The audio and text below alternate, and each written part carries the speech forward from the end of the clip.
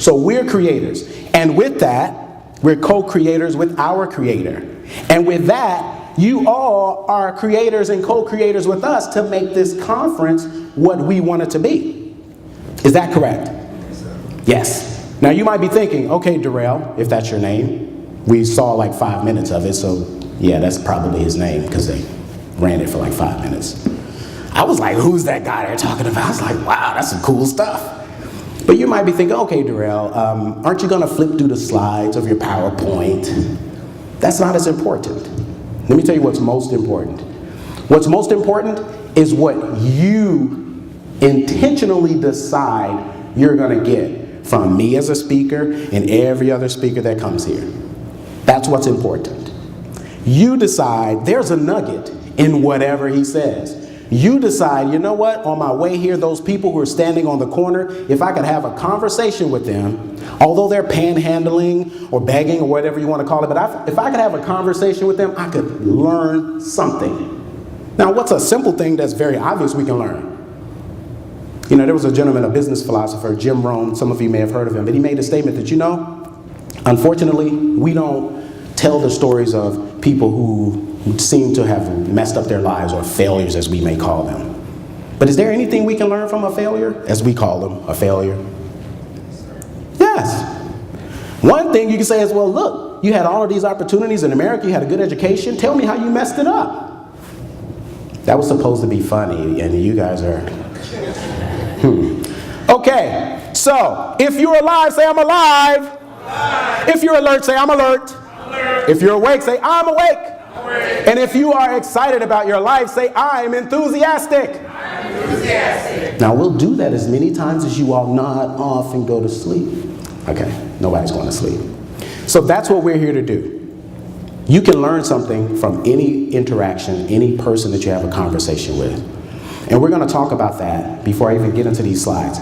Because relations are built upon what? I should have you all start guessing. Relations are built upon what? If a nation is going to have a good relationship with the nation, they must what? Communicate. Oh my God, you all are brilliant. So you're going to teach me, we're going to teach each other. All relations are based on communication.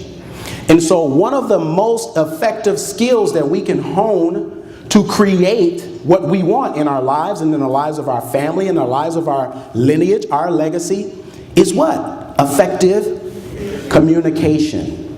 That's what this conference is about. You say, hey, this is the National Christian Writers Conference, Gospel Music Workshop. That's all describing what? Different forms of what? Communication. I aspire to be an author. I aspire to be a screenplay writer. I want to be a playwright. Whatever the medium that you wish to use as the method you deliver a communication is one thing. But over the course of this conference, you're going to learn the most effective ways to communicate, whether it's written, and that's copyright that's going to go on a billboard, in a newsletter, in a book, in an advertisement, video, television commercial, movie, songs, lyrics to a song. All of these things are tools of communication, right? And so there's some things that we want to do as effective communicators. You know, we want to hone those skills. How many of us speak English? Most of us. If you speak English, say yay. Yay. Okay, just checking. Okay, there are other languages, right? There's some of us who may know sign language. There's some of us who may know Spanish, French. Anyone? Je parle, parlez-vous français? Merci. Merci. Somebody help him out. Somebody else raise their hand and say French. Parlez-vous français? Oui? Okay, that works. So there's all different types of languages, right? But at minimum, one of the things that all of us can do, one of the things that we can inspire and encourage our children to do, and all children that we have influence with, whether they are biological or not, whether they are in our family or not, we can encourage them to master what? Communication. And the first place they should start is with the what? The primary language that they speak. Right? You know, we shouldn't sit around and just watch our folks constantly, what is the word? I don't even know the word. You know, chopping down our communication. And I know none of you do this, but you know, typing OMG, LOL, TTLY, What's that? That's another form of communication? Yeah, perhaps. However, it's perhaps best that we not let the next generation start learning that before they learn the essentials of communication. How about that? Anyone? Yeah, they're essential tools. Why? Because we're going to talk about some stuff, and I'm going to show you some stuff. Yeah, there's some major revolutions happening. You may have heard reference to a book, Economic Secrets for the New Retirement Environment. I'm going to give you all a preview of a book that I've signed a book deal for. By the way, that book was a #1 bestseller. I've signed a book deal with Morgan James Publishing for my next book. And right now we're playing with the title, but Economic Secrets for the New Wealth Revolution. And what needs to be understood is that we are at the precipice of some major, significant change in this country and around the world. How many of us know that? Yes? Of course, right? And right now, you know, we hear about our local economy, right? We hear about the national economy, but more and more we're beginning to hear what about the international, or say that other word? The global economy. So now, although you may live in the Washington metropolitan region, some of you came from the West Coast, you may live in the middle of the country. You are not just competing with your neighbors that you can see as you drive in and out of your community, are you? Who are we competing with? The world. It's global. And hopefully we can get into some cooperative competition, but right now it's mostly it's competitive. And so we're going to talk about that because there are some things that are changing. I asked earlier, and I hope you all don't think I forgot, but if you did think I forgot, I didn't forget. How many of us can think about some of the world events that have happened that have changed and shaped this little place? The reason we got away from it is because nobody called us America. And I was just wondering, what room am I in? Yeah, there was this little fledgling little place, right? Colonies, 13 of them or thereabouts. And we had this relationship with this big empire, right? And, you know, folks that were kind of putting their stuff together, discovering, whoa, we've got this over here. Oh, my God. They were discovering all of these resources, becoming self-sufficient, right? And then they made a decision, hey, if you like this thing that I found and figured out how to harvest and to harness and to mine and to put into a form that you count valuable, and you've got that thing over there, maybe we can swap, right? What is that called? Trade. Yeah, we can trade. And if you perceive a value in what I have and I perceive a value in what you have and we swap and we're both happy, that's a good deal, right? So they started figuring that out, and then they started putting together this little paper and called it what? Money. Yeah. And they had money that was different than the money from the big empire, right? Is this starting to sound familiar? So they said, wait a second. They're really not helping us out too much here.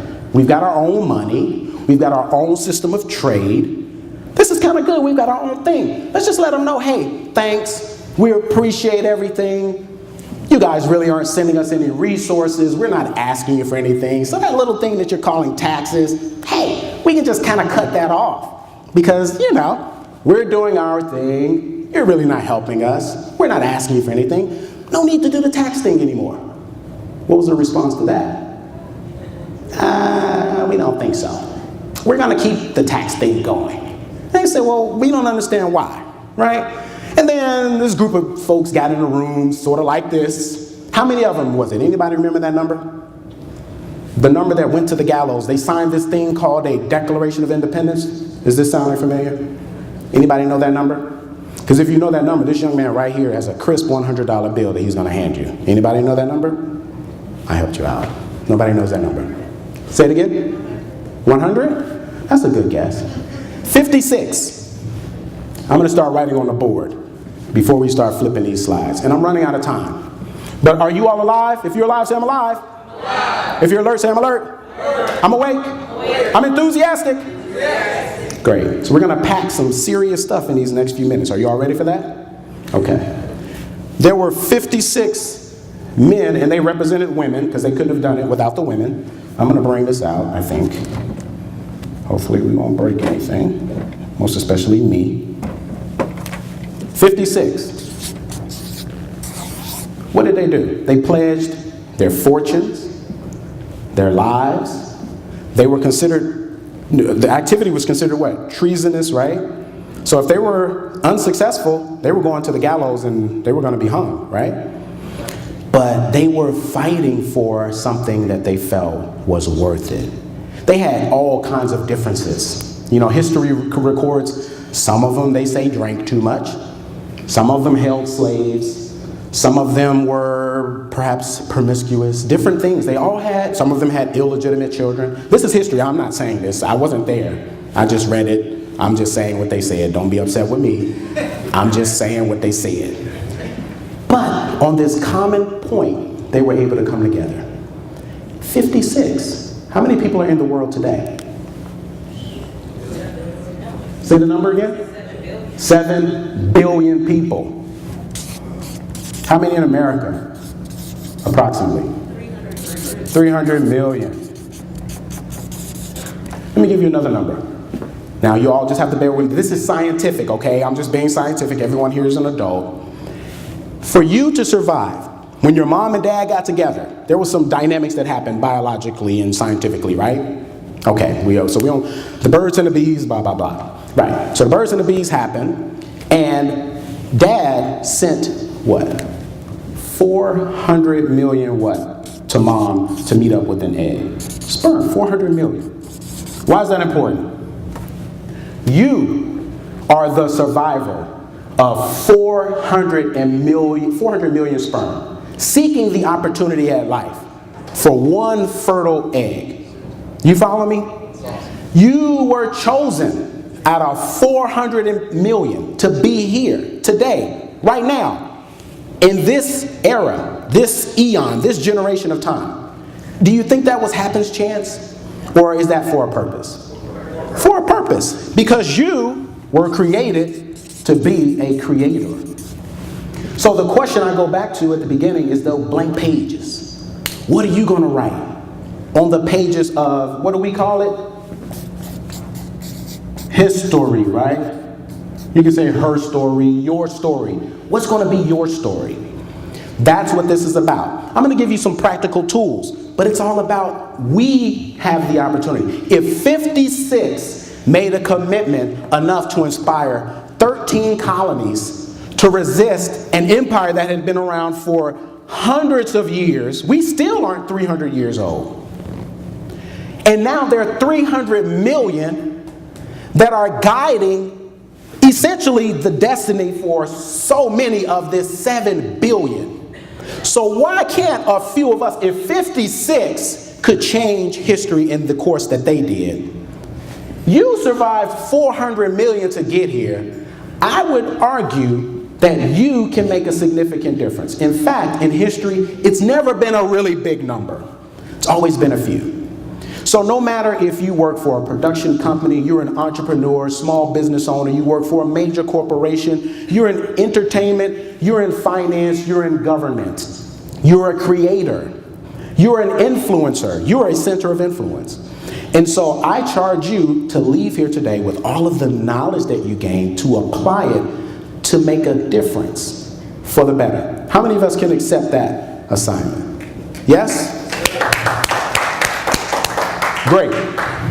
Because just like these 56 signed on to the Declaration of Independence, I'll just write Declaration of Independence, to spur a revolution, you know, because there was a revolution, there was a war that had to happen, right? And there have been subsequent wars. We're going to look at a few economic secrets for the new wealth revolution. And you might ask me, well, what do you mean by that? Well, this was a fledgling country. If a few people hadn't pledged their resources, we had no money. If France hadn't decided to loan us money, George Washington's armies would have had no gear. They would have had no guns, no bullets.